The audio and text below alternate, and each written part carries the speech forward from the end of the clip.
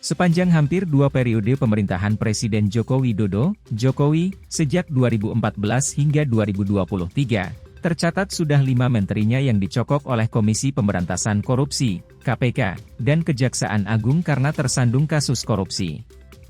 Meski secara penegakan hukum Jokowi dipuji karena tidak pandang bulu dalam menghajar anak buahnya yang terlibat korupsi, namun di sisi lain Jokowi dinilai gagal menyeleksi anak buahnya tersebut, mengingat 5 menteri yang terlibat korupsi merupakan kader titipan dari partai-partai koalisi yang pernah mengantarkannya menduduki kursi RI 1 selama 2 periode.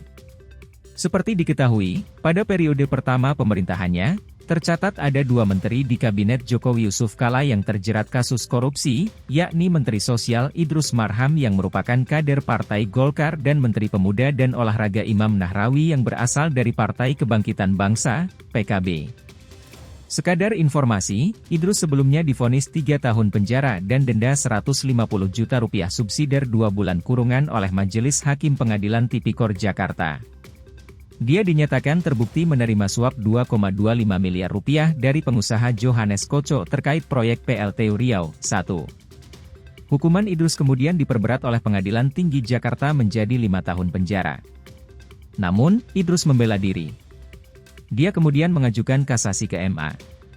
MA pun mengabulkan kasasi Idrus dan menyunat hukumannya menjadi 2 tahun penjara.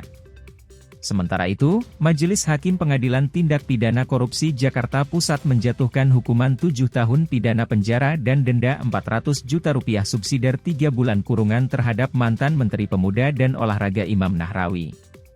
Ia dinyatakan terbukti korupsi terkait pemberian dana hibah Kementerian Pemuda dan Olahraga, Kemenpora, kepada Komite Olahraga Nasional Indonesia, KONI, serta gratifikasi sebesar Rp8,3 miliar. Tidak belajar dari kasus korupsi 2 orang menteri di Kabinet Kerja pada era kepemimpinan Jokowi JK, jejak korupsi lebih besar justru dilakukan oleh 3 orang menteri di Kabinet Indonesia Maju di bawah kepemimpinan Jokowi Ma'ruf Amin. Lagi-lagi ketiga menteri yang ditangkap korupsi itu juga berasal dari kader partai koalisi pemerintah. Menteri Kabinet Indonesia Maju yang pertama ditangkap korupsi adalah kader Partai Gerindra, Edi Prabowo yang kala itu disodorkan Prabowo sebagai Menteri Kelautan dan Perikanan, KKP. Edi dianggap telah menerima suap terkait pengurusan izin budidaya lobster dan ekspor benih benur lobster, BBL, sebesar Rp25,7 miliar dari para eksportir benih benur lobster. Setelah Edi, giliran kader PDIP Juliari Peter Batubara yang menghebohkan publik karena ditangkap KPK akibat terbukti bersalah dalam korupsi Bansos Covid-19. Mantan Menteri Sosial tersebut dihukum 12 tahun penjara dan denda Rp500 juta karena terbukti bersalah dalam korupsi Bansos Covid-19. Di tengah wabah, bekas politikus PDI Perjuangan itu menerima suap lebih dari Rp32 miliar dari rekanan penyedia Bansos di Kemensos. Jatah Bansos yang mestinya utuh diterima warga ditilap tiap paketnya. Terakhir, Kejaksaan Agung, Kejagung, menetapkan Menteri Komunikasi dan Informatika Johnny G. Plate sebagai tersangka kasus dugaan korupsi proyek BTS. Johnny G. Plate langsung ditahan. Kasus korupsi ini terkait proyek penyediaan infrastruktur BTS 4G infrastruktur pendukung paket 1, 2, 3, 4, 5 Bakti Kominfo tahun 2020 hingga 2022. Kasus ini diduga merugikan negara mencapai Rp8 triliun. Kepala BPKP Muhammad Yusuf Ateh mengungkap hasil perhitungan jumlah kerugian keuangan negara tersebut diserahkan ke Kejaksaan Agung.